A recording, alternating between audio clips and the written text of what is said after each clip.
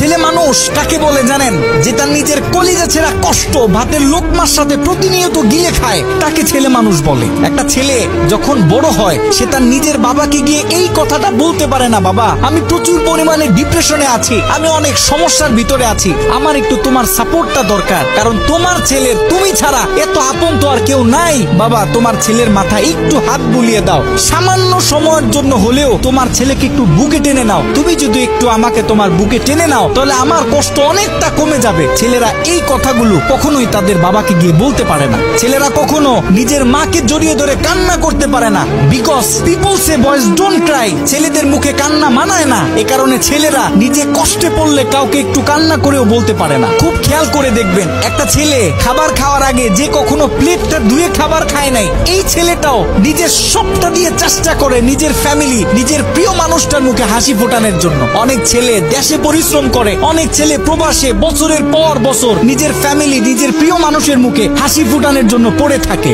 দিন শেষে ছেলেদের মুখে হাসি ফোটানোর মতো কাউকে পাওয়া যায় না। আমি মনে করি boys are the best actor in the world. এই পৃথিবীতে ছেলেরা হচ্ছে সব থেকে বড় অভিনেতা, কারণ ছেলেরা নিজেদের বুকে হাজারো লক্ষ কষ্ট পুঁতে রেখেও মুখে হাসি নিয়ে চলে, কারণ সে জানে আজকে আমি যদি ভেঙে পড়ি তাহলে আমার পুরো ফ্যামিলিটা অস্তিত্বহীন হয়ে যাবে।